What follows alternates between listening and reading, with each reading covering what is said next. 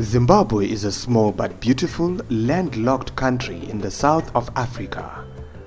The country is blessed with some of the most scenic places, flora and fauna, pleasant weather conditions, and we love it. But climate change poses a fundamental threat to everything we love.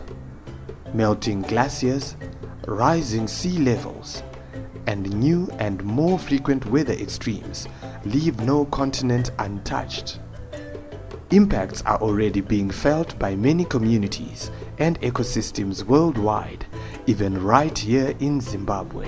As a signatory to the United Nations Framework Convention on Climate Change, UNFCCC, and an active member of the Conference of Parties to the UNFCCC, Zimbabwe developed a climate response strategy. The impacts of climate change in Zimbabwe are likely to stall the country's development, pose a serious risk to food security and adaptive capacity. This strategy is among the processes that are aimed at establishing specific provisions for dealing with climate change issues, understanding the extent of the threat, and putting in place specific actions to manage potential impacts.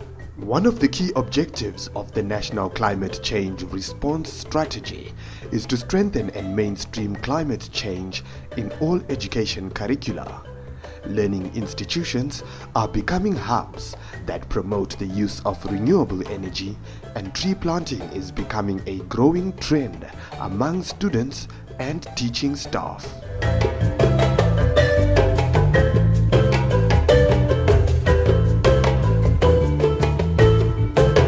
We believe in participating in the green movement as a school in order to encourage our youngsters to ameliorate global warming. We believe that the planting of trees is one sure way the youngsters can understand their role in making sure that we manage climate change. Since 2007, the Worldwide Fund for Nature's Earth Hour has inspired action among businesses, organizations, governments, and hundreds of millions of individuals all over the world to help create a better future.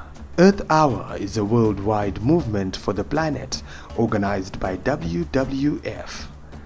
The event is held worldwide annually, encouraging individuals, communities, households, and businesses to turn off non-essential lights for 1 hour from 8:30 p.m. to 9:30 p.m. towards the end of March as a symbol of their commitment to the planet. Earth Hour champions are young people chosen by WWF Zimbabwe who are successfully engaging in initiatives which protect the planet in various ways, such as climate-smart agriculture programs, artists encouraging environmental conservation, tree planting projects, private sector, and government actions in conservation work. These champions are working with 4 target schools, namely Churchill Boys High, Hurungwe Secondary, Murehwa High, and Roosevelt Girls High. The 4 schools were selected from a database of eco-schools based on their continued efforts towards a greener environment.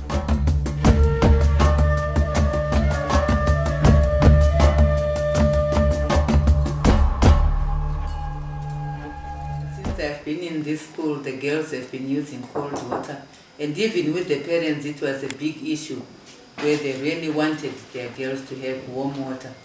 So when this idea was mooted to me, that people would actually come and install solar heating system, I really grabbed the idea, and now we have it, and students are very, very happy getting water, hot water for their bathrooms. We have a digester at our hostel area, and we've visited the digester with our students, with the kitchen staff explaining clearly how they use it, feeding it using organic matter, and then they use it for cooking for the borders, and the waste material they use it for refertilizing the soils around the digester, especially to keep the green grass or maybe the lawn growing.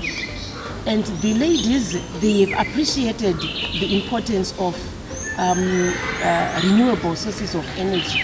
Before the introduction of the biogas, we used to use coal and electricity. And the cooks in the kitchen, they used to wake up as early as 3 so that they meet the 6:30 breakfast time for the girls in the hostel. But after that, when you get the biogas digester installed at the school, they are now starting work at 5:30. Our digester uses all the leftover stuff from the kitchen, and it has been connected from the school side. So we feed every day. Why do we feed every day? It's because it needs feed all the time.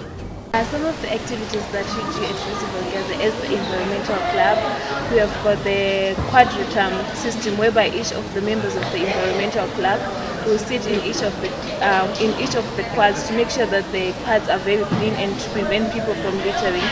So, as the president of the environmental club, I'll be working with my committee so as to ensure that the environment is clean, so as to prevent littering around the school. Earth Hour means to me that we have to conserve our energy, we have to conserve everything that is around us. We have to keep our biodiversity high because the future generation starts with us. To me, Earth Hour means that we have to take an hour to think of people who are going to be there after us, the future generation, what they will use. Today we had a tree planting day at Murehwa High School, just to think of the future students of Murehwa High School, the fruits they are going to get from the trees we have planted today. So an Earth Hour is just an hour where you get to think of the future. The environmental club at Gomwe was formed in 2015. That was the first year. And initially we started with a membership of 20 students, and then the membership started to grow, and now 2017 there are about 50 students in the club. The main objective of the club is about conservation of natural resources and the environment at large, and it also conscientizes the young youth on how to use natural resources, and there are several projects that have been done so far. 2017 we have done tree planting on a hedge called the Golden Juranda. We want to plant about 3,000 plants of the Golden Juranda, which will be used around the school for landscaping. And so far we have managed to plant about 500 plants using the rooting hormone. And that's one of the major projects that these kids are doing at the school in the club. My name is Dominic Makaza. I'm from Urunga Secondary School. I'm in Form 2, and I would like to share with you what the Earth Hour means to me. The Earth Hour is a very important thing to do. We are doing it for the future generations. Just imagine a world without trees, where there would be no life. That is why God has to put trees before animals and men on the earth. So what I want to say is that the Earth Hour means that it means life to our future generations. Thank you. The future is indeed bright. Young people are adopting green minds and taking action against climate change. It is evident that the different activities being led by the Earth Hour champions in different schools are already bearing early fruits. And to celebrate these milestones, WWF Zimbabwe joined the rest of the world in commemorating Earth Hour at an event held at Roosevelt Girls High School on the 24th of March 2017.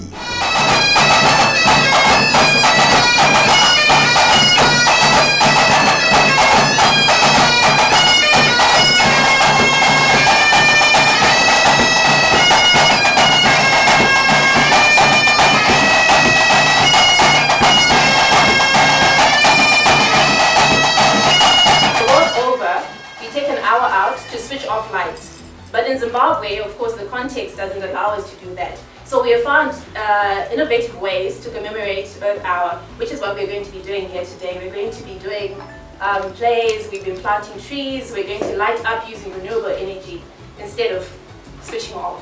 We are so pleased that we have been chosen to host this important event, which I believe is going to be viewed globally. The effects of climate change have been worsening each decade. Especially this time, Zimbabwe has been experiencing unprecedented episodes of drought and flooding, and this has hit hard on all climate-sensitive sectors, such as agriculture, water, tourism, energy, and others. Many communities are looking for ways to adapt to the negative impacts of climate change, and we are grateful that our government is leading in ensuring that our environment, economy, and society are climate resilient. In Zimbabwe, we have several programs which we are running jointly with the ministry and also other partners. Of interest would be, because we're talking about climate change, obviously the issue about wetlands in Zimbabwe is key. We are working with government in various ways. How do we sustainably manage our wetlands, particularly in urban areas? One of the key things in Zimbabwe also relates to wildlife. We support government when they prepare for international conventions. As you know, we're one of the largest urban populations in Southern Africa. Obviously, we provide that kind of background support. We are also working with them in Wange National Park. There are several issues they are looking at there. We also work in areas around forestry. We are working in several districts now, where we're trying to see how we can support various communities and government institutions to mobilize and work with communities so that we can reduce the footprint on those resources. We also engage in policy processes. So we have a lot of things which we engage in. But of late, what we've started engaging in, which is dear to me, is the issue of working with young people. So we had a competition as we were running the FR campaign. I'm sure a lot of us here participated. We had 4 categories. We asked people to send in drawings. We asked people to write essays, to share videos, picture stories about them engaging in sustainable food practices, or just telling us how they think some of these things can be done better for the sake of our planet. So we've got these 4 categories that we sent out to schools, that we sent out on Facebook, and we had an overwhelming response. I just want to say thank you. You know, you made us really proud to show that we've got a lot of climate smart youth. So today, unfortunately, we can't give everyone a prize, but for each of the 4 categories, we are recognizing the top 3. So I'll ask our youth champions to just come up with the prizes, which we're going to hand over. In 3rd place, we've got Ethel Mugola from Murehwa.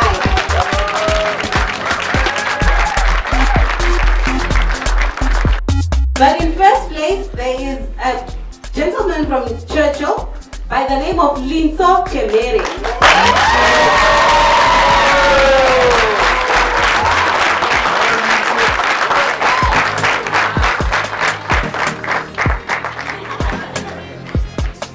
My name is Tinashe Mzondo, currently learning at Murehwa High School. I got the 2nd prize for the Essays Schools WWF competitions. I did an essay on food shortages and malnutrition. I explained a lot about the food shortages in Zimbabwe and the sustainable measures which we can take as a country to solve food shortages and malnutrition. I would like to express my gratitude to all the people who helped me, my teachers and my fellow colleagues. And I feel very honored to be having the 2nd prize right here at Roosevelt High School. I'm really happy to win this prize because at first I really looked down upon myself because I thought I'm just a 4-month student and it was hard for me to join the competitions. At first we were not allowed to join the competition, but I tried my best to join the competition. I'm very happy to win the 1st prize. I wrote about food production. I wrote that food needs to be processed, distributed and disposed of in a good way. During the 2017 8-hour campaign, WWF Zimbabwe has been sowing seeds towards a climate smart generation by raising awareness in schools and among youths across the country. Their efforts throughout the 8-hour campaign have complemented our efforts as a ministry in continued attempts to curtail the alarming rate of environmental degradation and climate change by empowering the school children and youths, a concept dubbed Catch Them Young. This strategy, ladies and gentlemen, is very effective in environmental management as it engages and nurtures the future custodians of the environment to grow up aware of their surrounding environment and equipped to provide solutions to its sustainable management. This is how Earth Hour was commemorated in Zimbabwe. and the net for more environmentally smart young people has been cast wider. All this for the benefit of our planet for generations to come. Shine a light on climate change. In our